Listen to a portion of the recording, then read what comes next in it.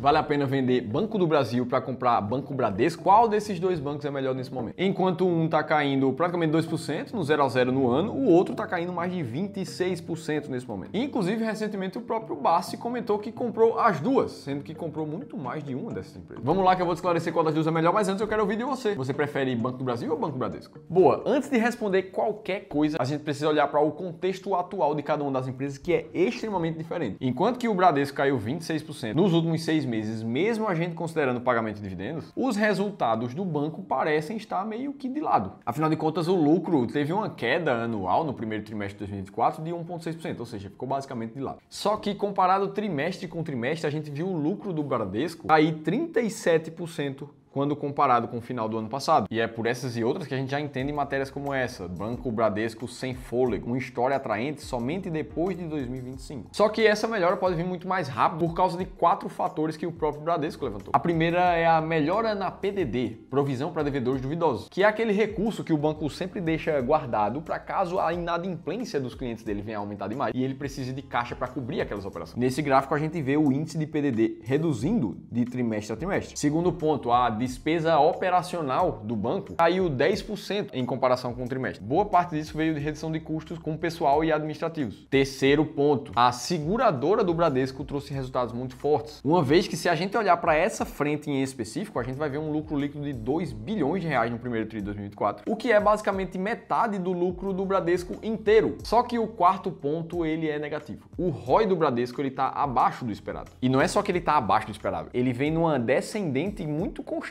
desde 2014, onde o ROI do banco já se mostrou acima de 20% e agora está abaixo de 8%. Para quem não lembra, o ROI significa Return on Equity, basicamente o retorno sobre o capital investido dos acionistas em alguma empresa. E é por isso que muita gente faz aquela comparação. Nossa, se o retorno que o banco está dando é de cerca de 7, 8% ao ano sobre o meu capital como acionista, seria muito melhor estar investido ali na Selic, que está pagando 10,5% ao ano, acima do ROI do Banco Bradesco. Então, para que risco se você pode ter um retorno maior do que esse na renda fixa? É claro que uma comparação assim, ela é muito superficial. Existem milhares de fatores a mais para se considerar, mas ela acontece. Enquanto isso, o ROI do Banco do Brasil, ele apresenta uma dinâmica completamente diferente.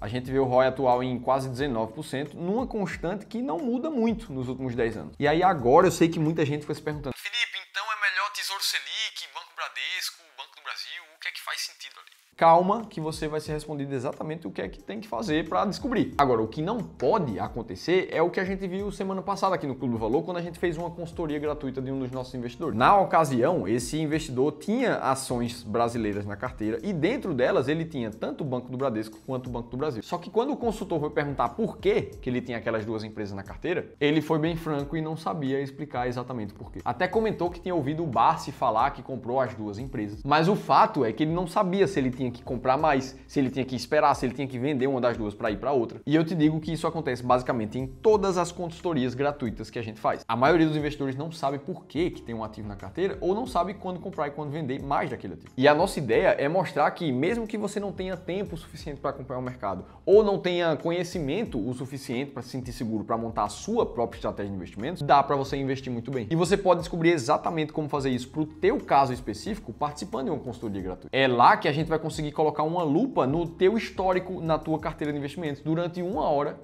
junto com um dos nossos especialistas de investimento. No mínimo, você vai ter uma segunda opinião profissional de quem trabalha com isso. E é por isso que a gente recebe feedbacks assim todas as semanas. A diferença de falar com um consultor independente sabendo que não existe conflito de interesse é ótimo. Então, se você quiser participar, é gratuito, é só se inscrever nesse formulário que vai aparecer aqui em cima ou no primeiro link da descrição do vídeo. Beleza, falamos do Bradesco, vamos falar um pouquinho do Banco do Brasil. Ele que nos últimos 6 meses ficou basicamente no 0 a 0 e que também tem os seus highlights de resultado. O primeiro deles é o lucro líquido ajustado, que aumentou basicamente 9% no comparativo anual, ele já está melhor do que o Bradesco aqui. Já a provisão de devedores duvidosos, no caso do Banco do Brasil, aumentou 45% também na comparação anual. Então a gente já tem um contraste diferente aqui, o PDD do Bradesco caiu, o PDD do Banco do Brasil aumentou. Só que, terceiro highlight, quando a gente vai olhar para a qualidade do crédito do Banco do Brasil, a gente vê uma qualidade melhor. Afinal de contas, olhando para a inadimplência de mais de 90 dias, que no Banco do Brasil está em 2,9, a média do Banco Bradesco está ali em torno de 4,8 no total. E por último, o highlight do Banco do Brasil é justamente o ROI, muito mais alto que a gente já mostrou aqui no vídeo. Então a gente tem aqui dois contextos completamente diferentes. Enquanto o Banco Bradesco tem um desafio enorme pela frente de conseguir fazer o seu ROI ficar acima do seu custo de capital antes de 2026, que é o que diz o próprio diretor, o CEO do Bradesco, Marcelo Noronha. O Banco do Brasil já passou por um movimento desse lá atrás, em 2016. A gente via o ROI do banco girando entre 11 a 12, 13%, o que hoje é quase 20%. E é justamente por isso que o Barsi investe no Banco do Brasil pensando em longevidade, por exemplo, e investiu no Banco Bradesco pensando em oportunidade, já que são dois contextos de dois momentos completamente diferentes. E aí fica a pergunta, como é que as nossas estratégias aqui do Clube do Valor enxergam essas duas empresas? Primeira coisa que a gente tem que fazer é comparar os dados fundamentalistas dessas empresas. Para isso eu vou usar a planilha inteligente de seleção de ações aqui do Clube do Valor. E aí vamos colocar aqui Banco do Brasil e Banco Bradesco do lado uma da outra, que a gente vai ver um preço valor patrimonial que está similar até.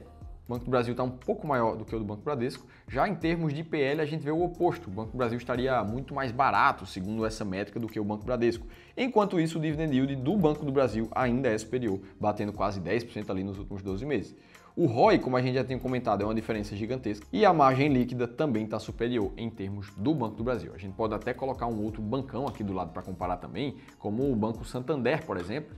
E a gente vai ver que em termos de métrica de valuation, PVPA e preço sobre lucro, o Santander seria o mais caro dos três, com o dividend yield mais baixo. Inclusive, você pode baixar essa planilha também para você fazer as suas próprias comparações de fundamentos de ações.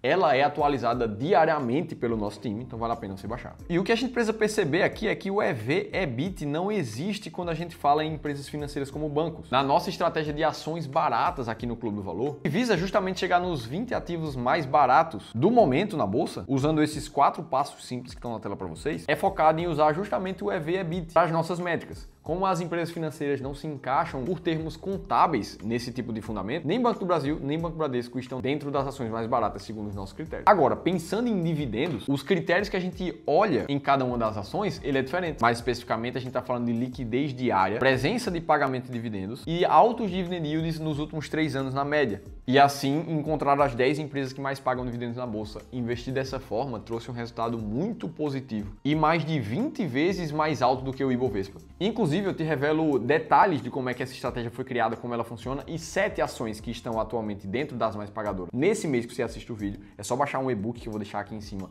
ou no link da descrição. Mas quando a gente chega no ranking aqui de ações e dividendos, a gente encontra o Banco do Brasil na posição número 24, com uma média de dividend yield nos últimos 3 anos de pouco menos de 8%. E o Banco Bradesco na posição número 15, com uma média de 9,2% de dividend yield nos últimos 3 anos. Percebendo que nenhuma das duas está entre as 10 mais pagadoras da bolsa nesse momento, o que não faria sentido também para quem está montando uma nova estratégia de dividendos ou para quem vai fazer o seu rebalanceamento nesse momento. Dito isso, fica muito mais nítido e claro como é que você vai tomar a decisão se você compra ou vende uma empresa diferente.